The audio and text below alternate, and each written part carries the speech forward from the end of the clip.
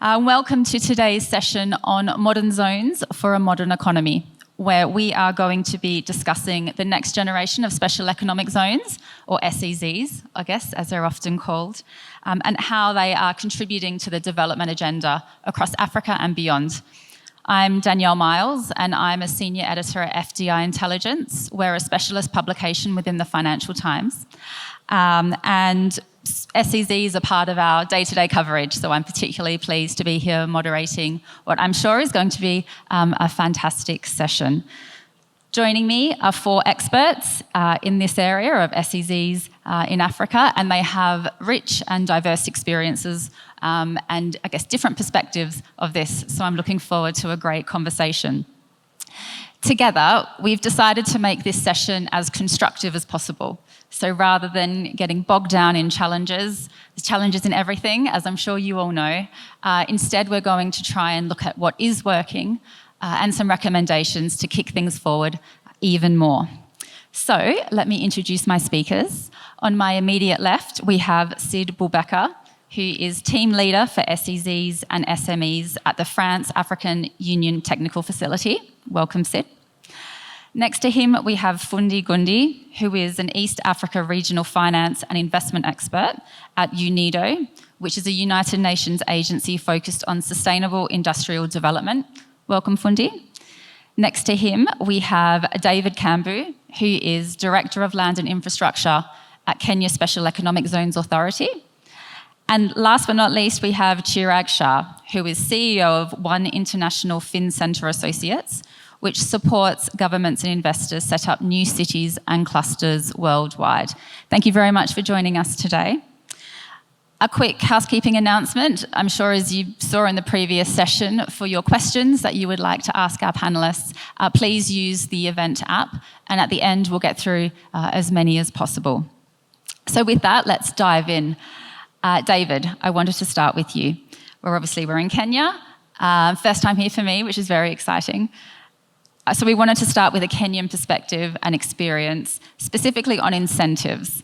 So we all know that incentives are intricately involved with special economic zones. Tax breaks are sort of the best example, but they obviously extend much further than that. But some of these can have trade-offs for the country as a whole. There's no free lunch, I guess, as they say. So what is Kenya doing to set the ground rules for offering incentives to special economic zone tenants and to make sure that there isn't too much of a trade-off for the country? Thank you, Danielle, for that. So I'd like to tackle this question in two ways. First, speak about what the Special Economic Zones Authority is doing, and then secondly, get into some of the trade-offs, or rather the critical ones. So we offer a host of administrative and fiscal incentives, among them tax breaks under different tax heads. We also offer the likes of a one-stop shop where you can get one business service permit for all your needs. You also have some other administrative services such as work permits, which you can find there or get from that one-stop shop, among others. But now that's not the crux of why we're here. So at the zone level, currently, we are de-emphasizing the fiscal incentives and moving more towards, value-added services.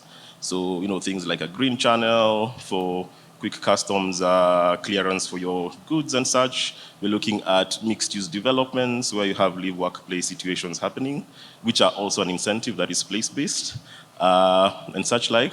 We are also looking at, or rather the vision in terms of what remains over as fiscal incentives should be more geared on a behavioral approach. So looking at behavioral aspects for businesses, which are more performance-based. So looking at capital expenditure, how much FDI you bring in, the number of jobs you create, the value added to raw materials, and such like. But this is not to say that the fiscal incentives compensate for the lack of a fundamental competitive environment. They do not.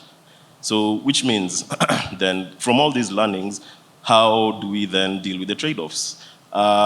So one of the biggest issues we have are revenue implications, where you have to balance between promoting investors to come into the country by way of giving up taxes, and then at the end of the day, still wanting to collect enough revenues from the said investors to also meet other national goals.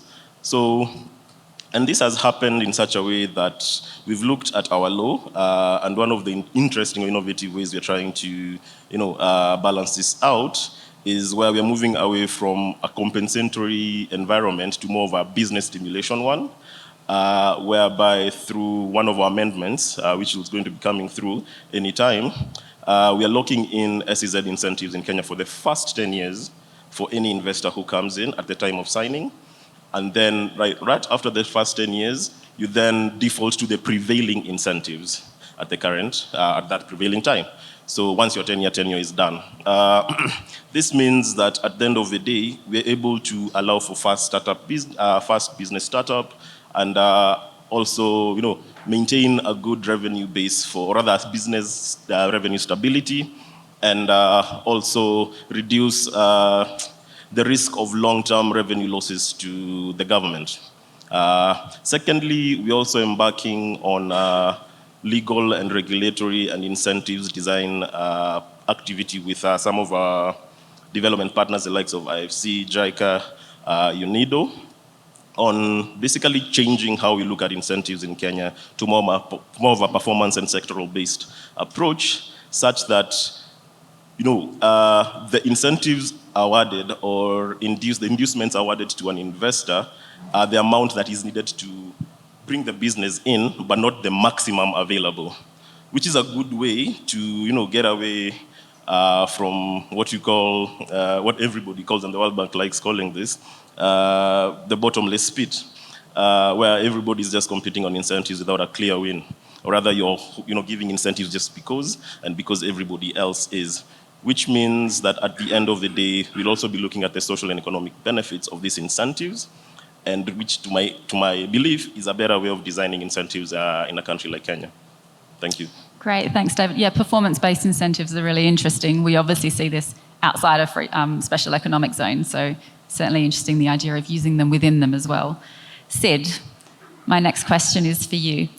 So investors in SEZs are often associated with being big multinationals, but also SMEs can benefit from special economic zones and can help sort of foster them, and we can get all the positive spillovers that come with that.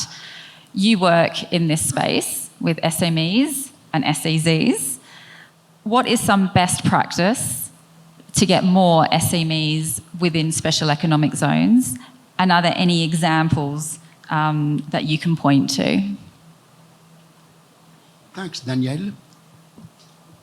The first critical question we need to ask ourselves is why, after several decades of technical assistance, project support to SMEs in the continent, following a lot of budget from donors, including support to value chains and clusters, why after 20, 30 years, SMEs in the continent are still struggle to access to market and finance. It's a serious question tackled by all institutions, actually, and particularly Africa Union Commission. And one of the reasons is, and not the only one, is that the economic and financial environment is really risky for small businesses. Despite that, we know that there is a lot of small businesses, startup, willing to build their capacity and to access market and finance. So based on this statement, Africa Union Commission commissioned a study we elaborated with my colleague Peter Kuryaj-Jitsindi here in this conference room. And the question was how special economic zones could contribute to integrate SMEs and provide them a conducive environment to start their business and to grow. And we had the opportunity to assess with my colleague 36 special economic zones in the continent covering all region in the continent. And we were really surprised, positively surprised, because most of special economic zones are now shifting their business model to not only support big corporates for export, but also to include small-scale businesses. And these SMEs benefit on several advantages. First, infrastructure advantages, energy, water, logistics. They could benefit also on regulatory simplified procedure to grow. They provide also technical assistance. A lot of special economic zones are building TVET organizations in order to support SMEs to be compliant in terms of quality, regulation with industry standards. Some of them are also building partnership with universities, in the case of Kenya, Egypt, Morocco, also South Africa. And finally, and for me it's one of the best issue we could tackle is this possible subcontracting, outsourcing activities between large companies based on special economic zones and SMEs. So this partnership agreement, outsourcing, provide also possibilities to develop knowledge, transfer of technology and innovation. I provide just one top example, if you allow me. It's Atlantis special economic zones in Western Cape, which developed what we call bottom-up approach and which mobilized community-based, but also small businesses from slums, and they build their capacity, and now these businesses are growing and establishing relationship with big companies. Sorry if I have been long. No, not at all. Thank you very much, Sid. It's great to hear that there's some encouraging signs as well, if you're saying lots of SEZs are moving this direction and trying to get more SMEs involved. Fundi, there was a lot of nodding going on there. It sounds like that resonated with you. So I wanted to ask you next about the multilateral perspective, specifically in the context of the work that UNIDO and other multilaterals in general are doing, sort of bridging this gap between the public and private sector, which we know is sort of integral, I guess, and really key for making successful special economic zones. Tell me what you guys are doing. Thank you, Danielle. Yes, there are a lot of multilaterals that are working in this space. UNIDO is just one small of them, one small component of them. We do have other UN agencies, such as UNCTAD, but also the likes of African aggregating bodies like the ISO, that we actively have existing MOUs to help propagate our work with the SEZs. As you may know, UNIDO is a specialized UN agency, and our mandate is very specific and speaks to SDG goal number 9, where we enhance inclusive and sustainable industrial development. But also part of, I'll just speak to 5 of the initiatives that we've undertaken. One of them is around enhancing the policy environment. So closely working with government entities from our member states to enhance the policy environment around the SEZs and the industrial parks. So we've keenly played, a crucial role in this over very many decades. The second one has been around capacity building. It's, as Sid has alluded, there is a need to ensure that there's top talent in these SEZs. So we have ongoing initiatives around capacity building to make sure that the businesses and the people working in these SEZs are quite ably empowered to be able to deliver. I think the third one and the most critical one is we have been for very many decades champions of the public-private partnerships. We are quite cognizant of the importance that the private sector and the public sector coming together actually play in enhancing the modernization of these SEZs. We are one of those UN agencies that actually champion for innovation, and you are quite keen in terms of aspects around innovation, investment, and technology transfer to make sure that there's good cohesion between private and public sector. The other aspect where we are quite strong is on the aspect of knowledge sharing. So over the years, we've actually, in collaborations with the like of the Africa Economic Zones Organization, ISO, the likes of UNCTAD, be a knowledge depository. So we have really made huge investments in terms of developing curriculum for people working in the SEZs, but also on an annual basis, making very relevant publications in that space to make sure that there is a vibrant knowledge base to support the growth, the development and modernization of these SEZs. And I think the last one, we've actually also been, over the last decade, playing in the nexus of investment promotion. So we are quite clear that investments are needed to modernize these SEZs. So in terms of the last mile connectivity, we've actually come on board and worked with governments and SEZs to try to mobilize and crowd in investments into these SEZs, because investments are quite critical to unlock the innovations, the modernizations, the expansions that we are looking for in these SEZs. Yeah, thank you.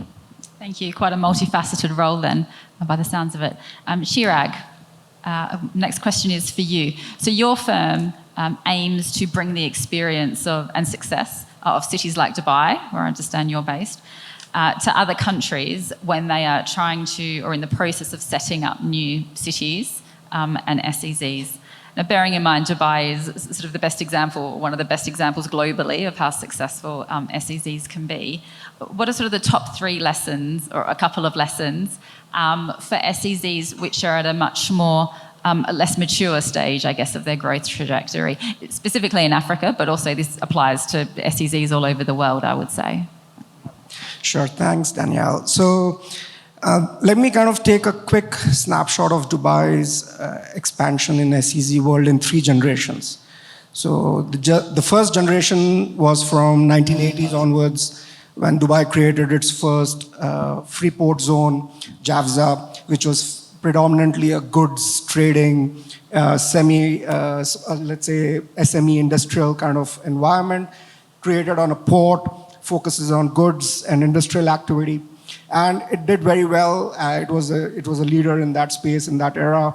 And for the next 20 years, the entire focus was on trade, goods, light manufacturing, industrial activity. And that's what we see right now in Africa. A lot of free zones are focused around that, taking away red tape from these activities and providing an easy, conducive environment for businesses to thrive.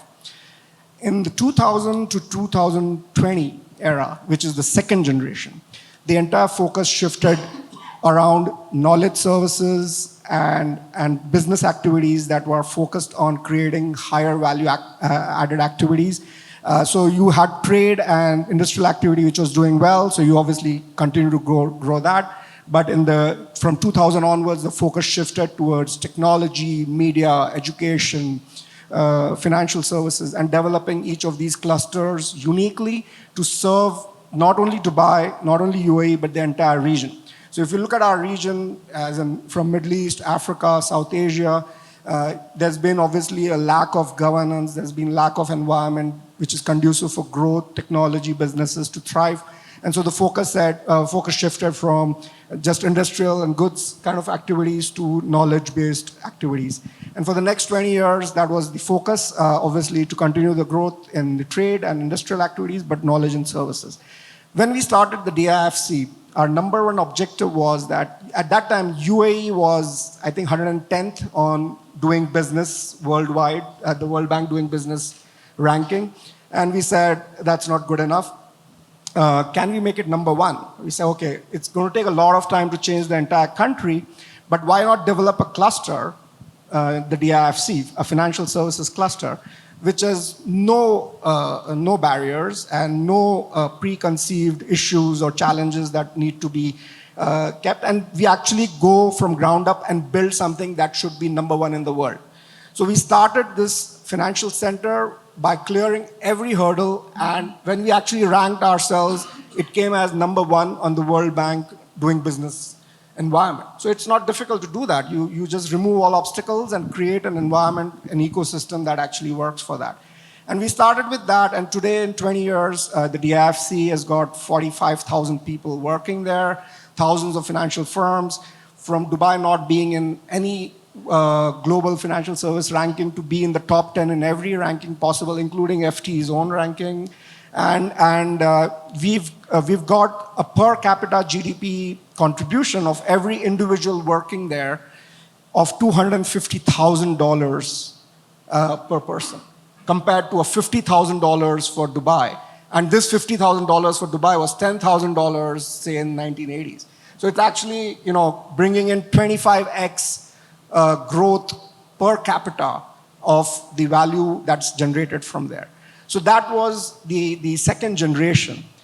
And now we are from the 2020 onwards on the third generation, where we're taking not only what's happened in the trade, industrial services, financial services, all of those to the next level, but challenging ourselves to actually go even beyond number one. Basically make this the city and destination for the future.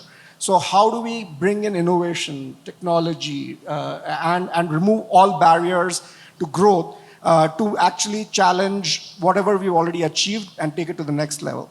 And in this context, I'm also involved in working with Prospera, which is an innovative open architecture regulatory platform that seeks to basically combine all these three generations and make sure that economies that have probably not benefited from these growth environments can actually now take advantage of all these three generations and put it together in an ecosystem that can actually drive growth in all these sectors. Not only as individual sectors, but also collectively for the entire economy and the region.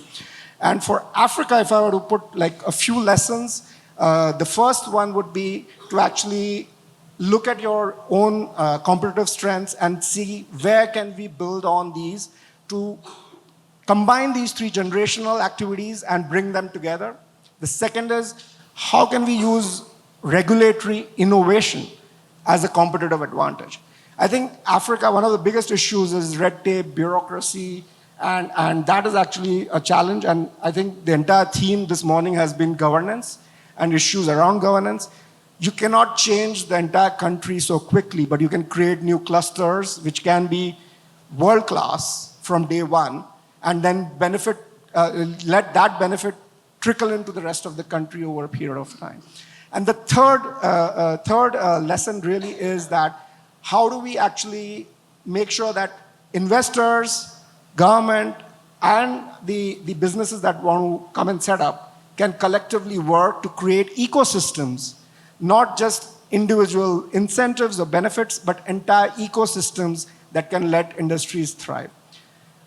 These are the three lessons that we can learn and not copy Dubai, but learn from that and use it in a very smart manner to fast forward the growth in Africa. So it's just like how M-Pesa kind of could transform the entire banking sector needs of this region by not necessarily having old-style bank branches and that entire banking infrastructure, ATMs. You can actually fast forward the entire development.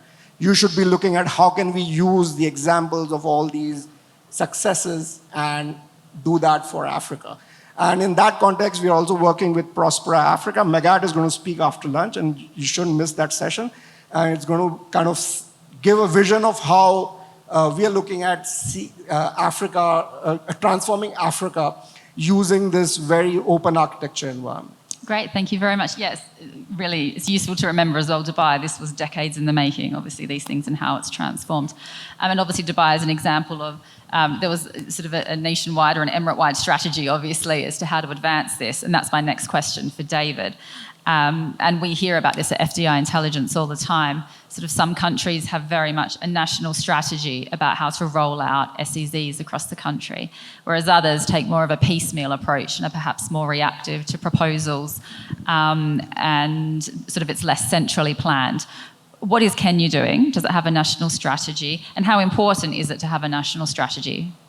So I'd start off by saying it's absolutely necessary to have an investment, a national investment strategy anchored on economic levers and business fundamentals.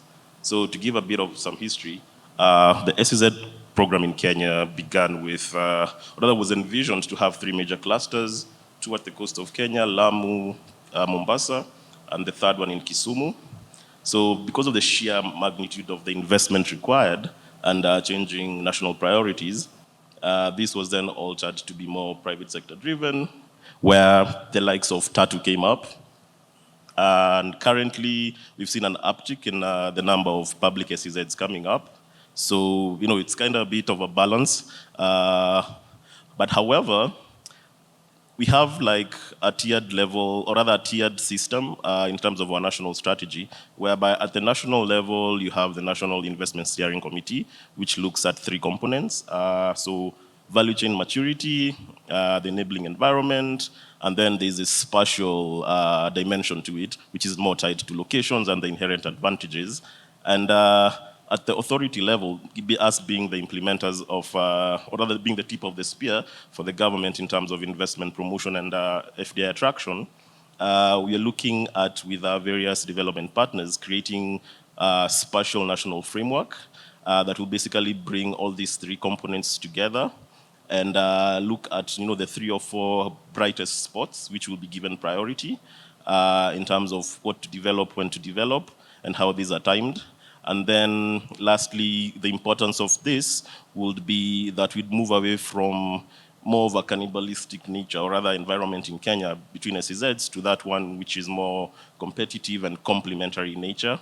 Secondly, it becomes even easier, just to echo Chirag's sentiment, to transition from a more labor-intensive SEZ strategy as the program grows to that based on innovation. And certainly it's also going to be very simpler, or far much more easier to administer, a program that is planned properly and has a proper national strategy. Great, thank you, David. Sid, our next question is for you. So globally, special economic zones, for all of them, location is often a big factor due to logistics or trade considerations. And you've suggested that Africa should better leverage the idea of SEZs in transport corridors. In just a couple of minutes, can you explain this idea of yours, or this proposal? Thanks. As you know, the level and quality of infrastructure drive the localization of special economic zones. And presently, the majority of them are located in coastal region to leverage on port facilities and export of product. We have also some special economic zones based in inland region. I visited one recently in Zambia, Kitwe. As you know, it's a mining copper belt area. So others are an inland region, agriculture, beneficiation, and also mining. For landlocked countries, such as Botswana, special economic zones leverage on the infrastructure facilities provided by the capital, energy, transport, etc. And we realized that after several decades where the corridors were totally absent, since now 10 years, there is a strong interest from donors to boost the corridor in the continent, particularly and principally for mining. And the session before this one mentioned the Lobito corridor, which is a very good case. And we believe that these corridors will offer opportunities to build new cities, creating more opportunities for SMEs to grow, which will be also an opportunity to create jobs. However, these corridors, unfortunately, need to focus on more movement of the population. It is, for me, too much oriented, as in the beginning of the 20th century, on only the mining sector. So donors have also to consider that beyond the mining sector, there is also the movement of population to take in consideration. Great, thank you, Sid. Fundi, we've spoken a lot about big ideas I want to ask you about some of the nitty-gritty with special economic zones here. So what practical things should SEZs be focusing on sort of to improve their day-to-day operations and management? Thank you, Danielle.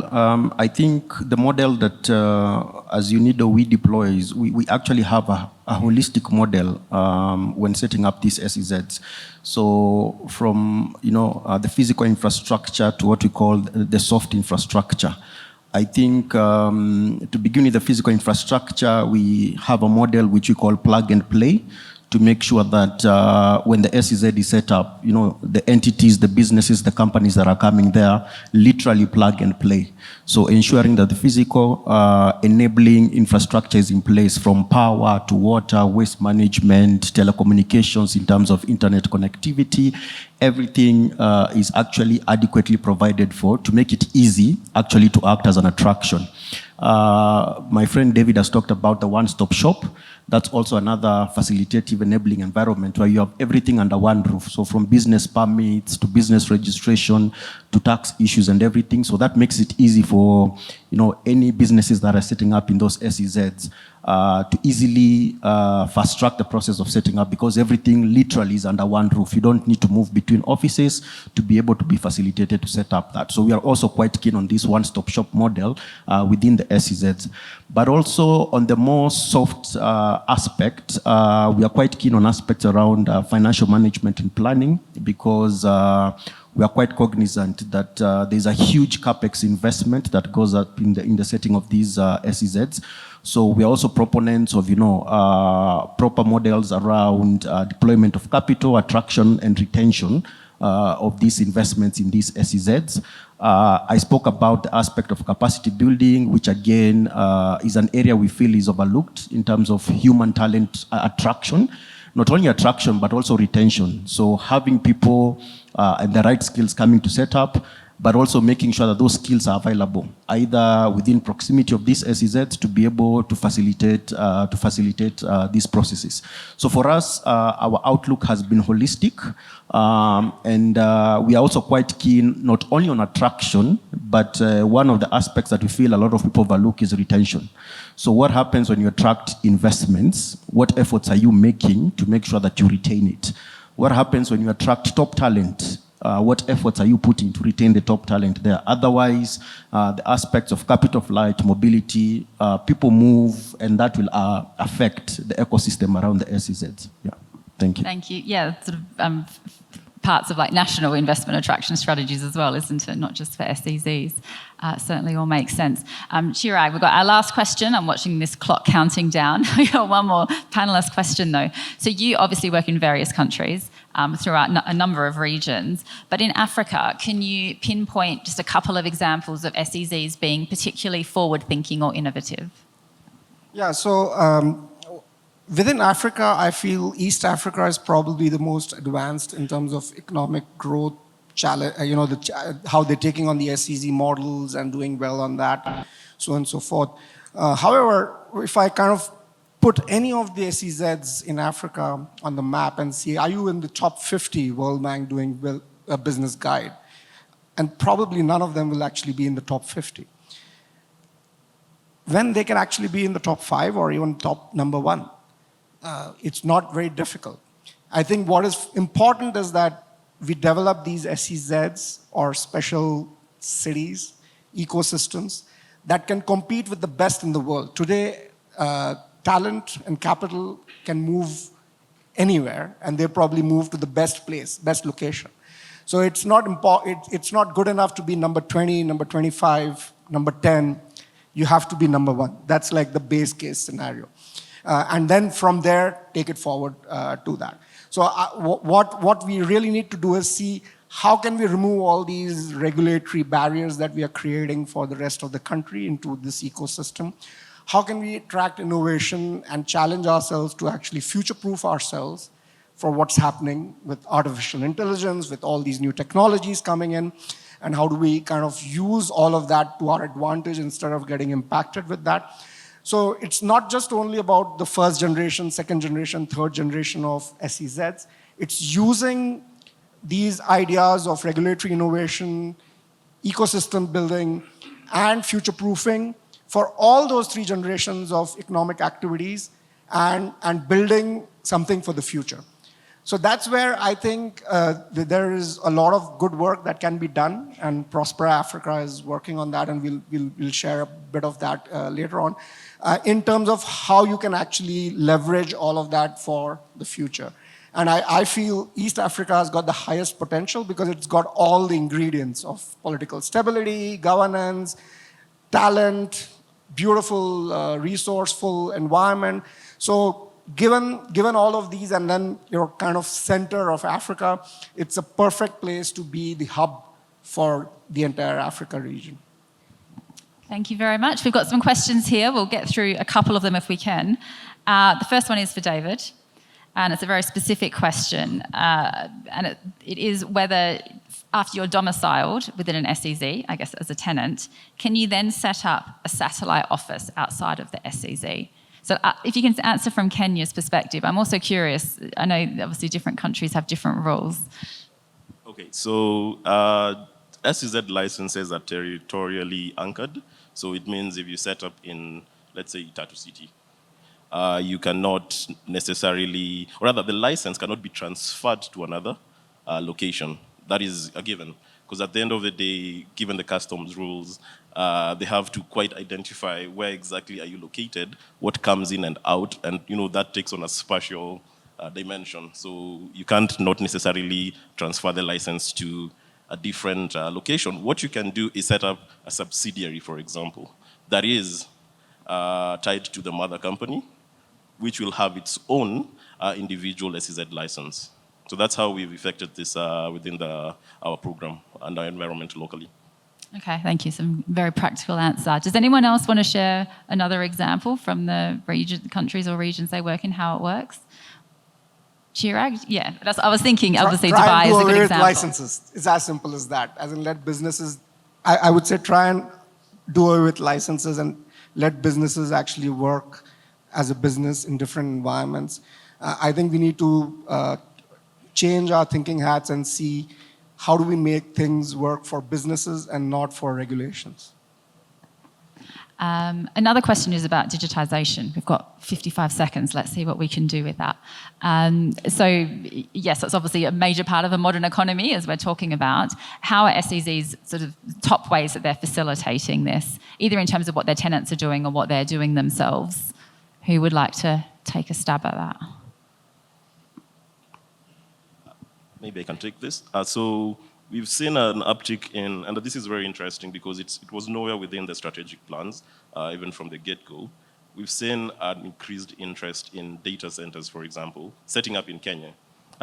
We've seen an uptick in the number of data centers wanting to set up in Kenyan SEZs, given that we already have a grid that is 90% green, an abundance of land, and also probably highly skilled labor pool that would be able to service some of their needs.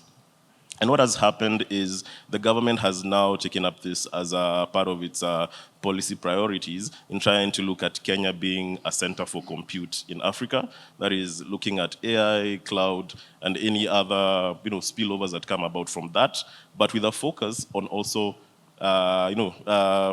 what do you call it? Like providing these services to the local market, not just for the Amazons and anybody who wants to access it from wherever in the globe, but also looking at domiciling that and making sure that our local ecosystem, our local digital, our local startups ecosystems get to benefit from this. And it's a funny story because about 40% of startup funding goes to goes outside. So you're given $1 million, 400,000 goes back to whoever gave that money to you in terms of trying to access some of these services and compute. I think we're out of time. Did anyone want to say anything very quickly? Oh, I hope this is okay, Jeffrey. Sorry, I'm going to get told afterwards now. Okay, we have just a quick response each, yeah. Yeah, so I think as a complement to what David is also has spoken about, at UNIDO we have a suite of network offices that we call ITPOs. These are investment, technology, and promotion offices where we encourage the sharing of technology. We have 18 global offices And what we do basically is to enhance innovation, making sure that innovative technologies coming out of these fast developed markets, the likes of Germany, Japan, are actually accessible to entities and companies operating in places like Africa. So we facilitate that connection and actually transfer of that knowledge and technological practices. We do this by organizing exchange missions of these technology companies to come into Africa, and also grant them special permits. If it's any equipment, machinery, that they can bring that duty-free and actually, set up and have a demonstration of that technology. So thank you. Sid, did you want to add something quickly? Very quickly. I mentioned some very good practices on special economic zones at all levels, but I have also to mention a serious bottleneck, which is not only linked to special economic zones, it's also related to business creation in the continent. I am working since 40 years on development, and I never saw so lot of procedures and regulations. In Zambia, for example, to create a business in tourism sector, you need minimum 30 licenses. So there is a strong need to go to business creation, development of special economic zones, but in the same time, I feel that there is too much regulations which limit this expansion. Thank you very much. And with that, we are out of time. A quick statement before we finish. At FDI Intelligence, we have our Free Zones of the Year awards happening at the moment. Submissions are free to participate. If you would like to participate, please get in touch with me and I can pass on the details. And with that, thank you all for your questions, your attention. Thank you for the Charter Cities Institute for a great event. And please join me in thanking our 4 excellent speakers.